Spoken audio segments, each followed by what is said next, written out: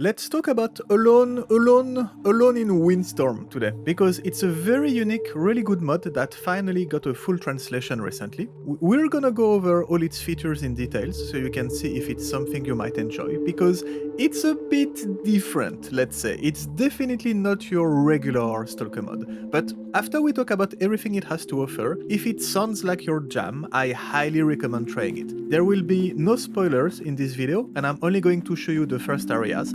It's a mod fully based on exploration and story, so I don't want to ruin your experience if you decide to try it out.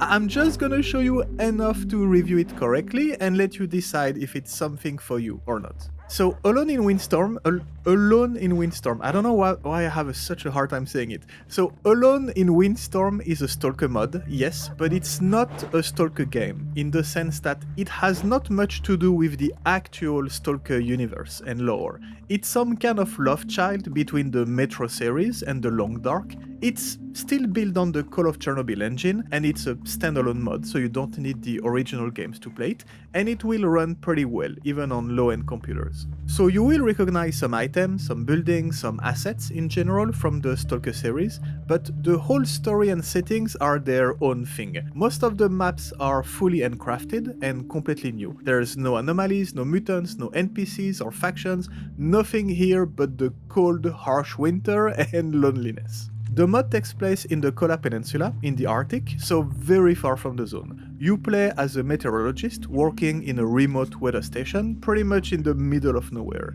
Your only coworker went out to check the radio tower because you lost all contact with the outside world recently, and well, he just never comes back. So after waiting for him for a while, you decide to go investigate. And that's all I'm gonna say, because sharing more of the story will enter spoiler territory very fast.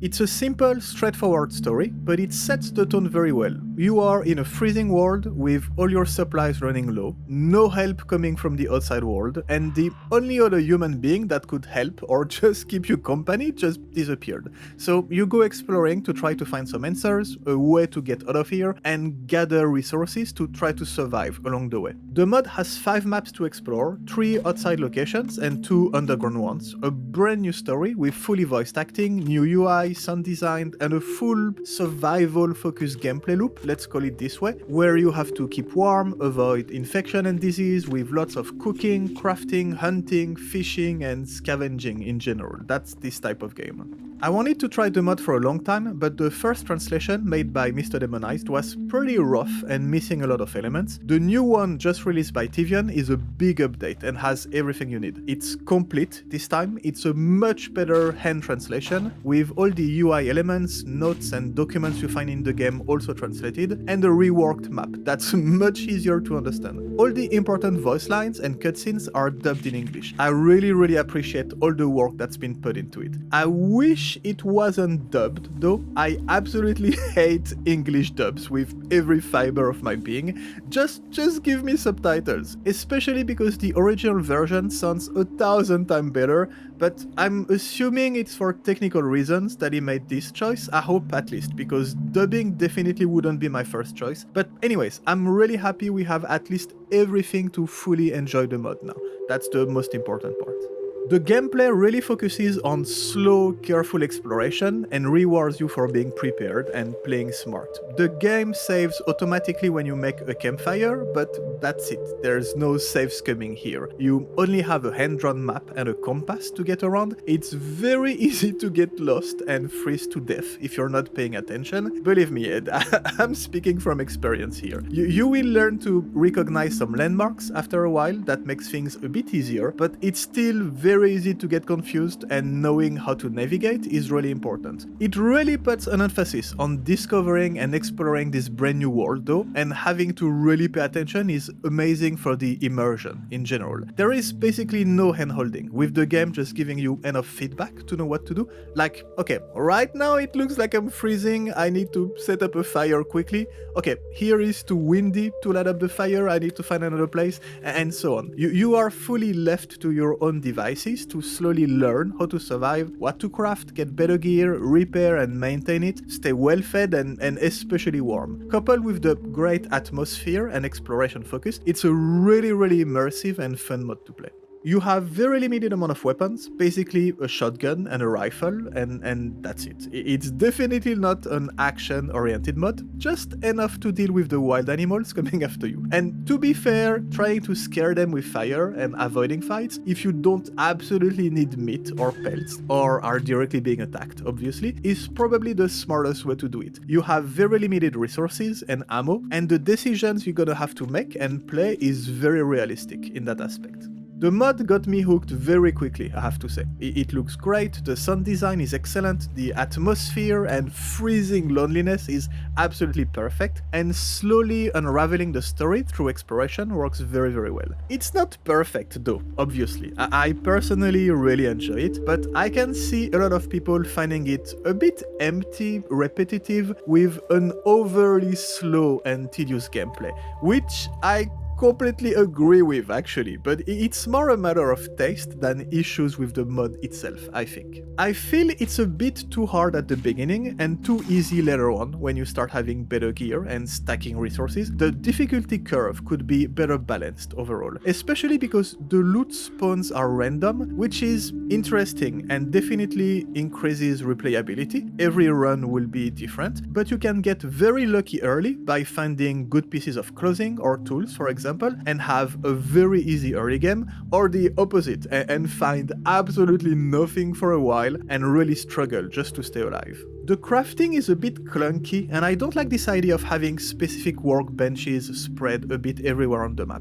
I get the concept that if you want to craft something specific, you have to go to a specific place, but in the end it's just a lot of backtracking and it gets a bit annoying. And the last thing, that might just be me, but I love that the mod doesn't hold your hand and really focuses on slowly finding clues and exploring, so I don't understand why we have all the missions marked on the map with a big red circle, especially because it's a hand-drawn map that you have to use with a compass. Like, it shouldn't be interactive. Everything tells you to explore, figure things out by yourself, learn to survive, and the mod makes you want to do that naturally because of how well it's crafted. So why are you showing me a big red circle and telling me do that here, then another big red circle telling me go do that here now? It doesn't make any sense, especially because most of the missions do not require you to tell me where to go, and you could just let me have fun and explore organically. It's like you nailed absolutely everything in terms of game design, but you don't trust your players in the end.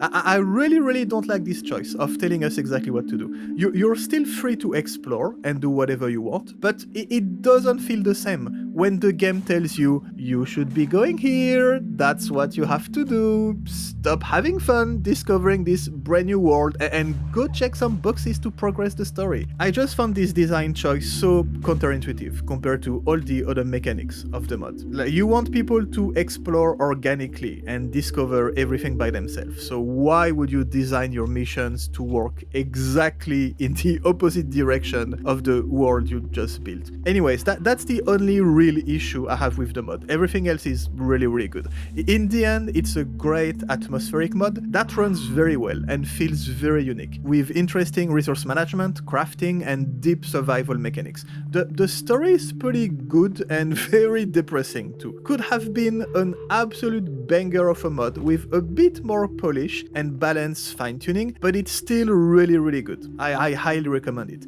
It's a great and very cool experience. It has nothing to do with STALKER though, which is not a problem at all, but just important for you to know before you dive in. I will have a full playthrough on the secondary channel, as usual, I think, probably. I'll leave the link in the description.